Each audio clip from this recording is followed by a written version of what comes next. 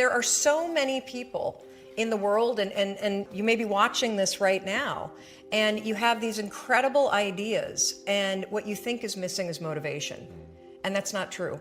Because the way that our minds are wired, and the fact about human beings, is that we are not designed to do things that are uncomfortable or scary or difficult. Our brains are designed to protect us from those things because our brains are trying to keep us alive. And in order to change, in order to build a business, in order to be the best parent, the best spouse, to do all those things that you know you want to do with your life, with your work, with your dreams, you're going to have to do things that are difficult, uncertain, or scary, which sets up this problem for all of us. You're never going to feel like it. Why do you think that is? Oh, I know exactly why that is. Because I've studied this so much, because for me, one of the hardest things to figure out was, why is it so hard to do the little things that would improve my life? And what I've come to realize is that the way that our minds are designed is our minds are designed to stop you at all costs from doing anything that might hurt you. The way that this all happens is it all starts with something super subtle that none of us ever catch. And that is with this habit that all of us have that nobody's talking about. We all have a habit of hesitating. We have an idea, you're sitting in a meeting, you have this incredible idea, and instead of just, saying it, you stop and you hesitate. Now, what none of us realize is that when you hesitate, just that moment, that micro moment, that small hesitation, it sends a stress signal to your brain. It wakes your brain up, and your brain all of a sudden goes, oh, wait a minute, why is he hesitating? He didn't hesitate when he put on his killer spiky sneakers. He didn't hesitate with the really cool track pants. He didn't hesitate with the NASA t-shirt. Now he's hesitating to talk, something must be up. Then your brain goes to work to protect you. It has a million different ways to protect you. One of them is called the spotlight effect. It's a known phenomenon where your brain magnifies risk. Why? To pull you away from something that it perceives to be a problem. And so you can truly trace every single problem or complaint in your life to silence and hesitation. Those are decisions. What I do, and what's changed my life, is waking up and realizing that I'm never going to feel like doing the things that are tough or difficult or uncertain or scary or new. So I need to stop waiting until I feel like it. And number two, I am one decision away from a totally different marriage, a totally different life, a totally different job, a totally different income, a totally different relationship with my kids.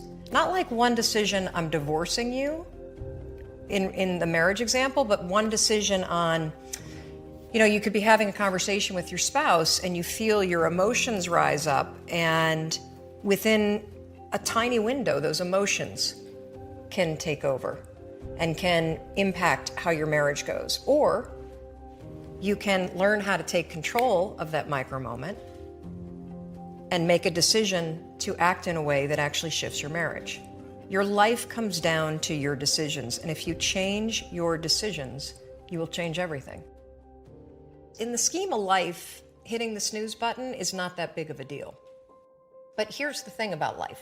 None of us wake up and say, today is the day I destroy my life. What we do is we kind of check out because it feels overwhelming. Or we check out because we're afraid. Or we check out because we start listening to self-doubt. And then we make these teeny tiny decisions all day long. And we don't even realize it. Decision to not get up on time, a decision to not eat the right thing, a decision to snap at your kids, a decision to not speak in a meeting, a decision to not look for a job, a decision to not deal with your finances, a decision to not call your parents, like whatever it is. All day long, these tiny decisions that take you so far off track. And then you wake up like I did and you look at your life and you think, how the hell did I get here? And more importantly, how do I get back over there? And you have no idea. And so I was so trapped. And I know from your story, you felt the same way. Like you knew that there was more in store for you, but you couldn't figure out, how do you close the gap? How do you find the power that's in you? How do you discover your greatness? How do you solve these problems? It feels so overwhelming when you can't. I would go to the grocery store and the items would scan And I would be sitting there readying my excuse because there was no way that my check card was going to clear. I got in this struggle with myself that a lot of us find ourselves in, and that is you get trapped in what I call the knowledge action gap. You know what to do, but you can't seem to make yourself do it, right? I mean, every one of us is one Google search away from a list of instructions that if you follow any of them, it will change your life. But how do you get out of your head and stop thinking about what you need to do and actually do it? And in my case, this stuff was pretty easy. Get up on time, make breakfast for the kids, get them on the bus, start looking for a job. Don't drink so much. Instead of isolating yourself, pick up the phone and call a friend. Get yourself out into the woods and go for a walk. Start running again. Like all these little things that I was capable of, but I couldn't get out of here. Could not get out of here. And if you're stuck, that's the problem. The problem is you're in your head, you're thinking. When you set goals, when you have an intention on something that you want to change about your life, your brain helps you. What it does is it opens up a checklist, and then your brain goes to work trying to remind you of that intention that you set. And it's really important to develop the skill, and I say that word purposefully, the skill of knowing how to hear that inner wisdom and that intention kicking in and leaning into it quickly. So for me, my brain saying, that's it, right there, move as fast as a rocket, Mel. I wanted to change my life. And I think most people that are miserable or that are really like dying to be great and dying to have more, we want to change. We want to live a better life. We want to create more for our families. We want to be happier. The desire is there. Again, it's about how do you go from knowledge to action. So the first thing in this story that's important is realizing that the answer was in me. And my mind was telling me, pay attention. Anyway, the next morning, the alarm goes off, and I pretended NASA was there. It's the stupidest story. I literally went 5, 4, 3, 2, 1. I counted out loud, and then I stood up.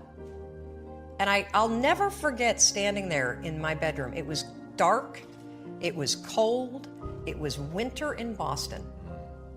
And for the first time in 3 months, I had beaten my habit of hitting the snooze button. I couldn't believe it, and I thought, wait a minute. Counting backwards? That is the dumbest thing I've ever heard in my entire life. Well, the next morning I used it again and it worked. The next morning I used it again and it worked. The next morning I used it again and it worked. And then I started to notice something really interesting. There were moments all day long, just like that 5-second moment in bed, where I knew, knowledge, what I should do. And if I didn't move within 5 seconds, my brain would step in and talk me out of it. Every human being has a 5-second window, might even be shorter for you. You have about a 5-second window in which you can move from idea to action before your brain kicks into full gear and sabotages any change in behavior. Because remember, your brain is wired to stop you from doing things that are uncomfortable or uncertain or scary. It's your job to learn how to move from those ideas that could change everything into acting on them. When you understand the power of a 5-second decision, and you understand that you always have a choice to go from autopilot to decision maker, everything in your life will change. You will be a different negotiator, you will be different in sales, you will be unstoppable in the gym, because you will realize the amount of garbage that you put in the way of your hopes, of your dreams, of your potential, of your confidence, of your courage. Everything comes down to the decisions that you make. We all know what to do. None of us know how to make ourselves do it. I started researching it. Why does something so stupid work? Why? Why does something so silly create such powerful and profound change? Well, here's why. The rule is a form of metacognition. Metacognition is a fancy pants term that means something real simple. You can outsmart your own brain in furtherance of goals.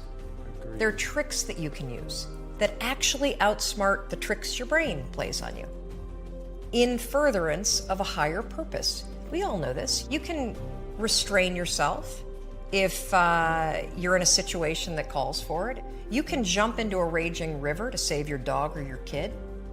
You can direct yourself in ways if it's important to you. And so the rule, what it does is it does something really remarkable. When you count backwards, 5, 4, 3, 2, 1, what you're actually doing is you're interrupting what researchers call habit loops that get encoded as closed loop patterns in your basal ganglia. That's the part of the brain where your feelings, where your emotions, every habit that you have, which is nothing more than behavior that you repeat that you don't even think about. And so when you go 5, 4, 3, 2, 1, it interrupts what's going on here that's spinning without you thinking, and it moves and awakens your prefrontal cortex. So when you hit 1, your habit has been interrupted. So you've interrupted self-doubt. You've interrupted maybe snapping at your kids. You've interrupted the desire to grab for a drink. You've interrupted procrastination. You've also, by counting backwards, done an action. It's awakened your prefrontal cortex. That is the part of the brain that you need that's awake when you're changing behavior, when you're learning new things. When you hit 1, it's also a prompt. So in the language of research, you'll hear people talk about starting rituals. That is something that's proven to help you learn a new habit. The 5-second rule, when you repeat it, becomes a starting ritual that triggers you to act with confidence, that triggers you that this is a moment for courage, that triggers you to shift gears. And because you've also done the manual work of awakening the part of the brain that you need to change, you've set yourself up for success. It doesn't work if you count up, because you can keep going. And also counting up doesn't require focus. If you count backwards, 5, 4, 3, 2, 1, it again awakens the prefrontal cortex and it prompts you to move. When you start to use it and then you read about it, you'll see that it's being used all over the place. They use it in the armed services in order to align troops and get them to start an exercise. They use it at elementary schools, 5, 4, 3, 2, 1, at big assemblies to get a huge room full of kids to stop talking. Really simple and interesting example, yeah. Because it requires you to focus. It's not a habit. It will become a habit that prompts you to have confidence and courage. But in the beginning, it interrupts patterns of behavior that you do on autopilot. It helps you assert control, and it teaches you how to become the kind of person that moves from thinking about something to actually doing it. I think we're all flawed, and that's the beauty of who you are. And instead of trying to make yourself perfect in every area, it's so much easier when you accept the things that you're terrible at, or that are your weaknesses, or that are the things about your wiring. Look, if I were diabetic, I would take insulin. I happen to be somebody that's wired for anxiety. Right. No big deal. So figure out how to, instead of fighting those things, actually trick it. Because the truth is that you're never going to feel ready to make these changes. You're never going to feel like doing them, but you can always make a decision. That's always in your control. Staying with somebody that treats you like garbage is a decision. It is. Staying at a job that you hate is a decision. Staying in the body that you are not proud of is a decision. Is it going to be easy? No, it's not going to be easy to change. It's simple. Do a Google search and then use the 5-second rule to force yourself to do that stuff. Change comes down to 5-second decisions, and this is why the 5-second rule is important for everybody to know. It's your job to push yourself. And I don't care if you're Dr. Martin Luther King Jr., or you're Michelangelo, or you're Lin-Manuel Miranda, who wrote Hamilton, you will struggle with self-doubt. And everybody that you admire, everybody, and the list is the same for everybody. Oh, Oprah Winfrey, and I want to be like, Tom, and I want to be like, Branson, and I want to be like Jay-Z, and I want everybody's list is the same. Bill Gates, and do you know what those people do? They do not have the habit of hesitating. They trust themselves.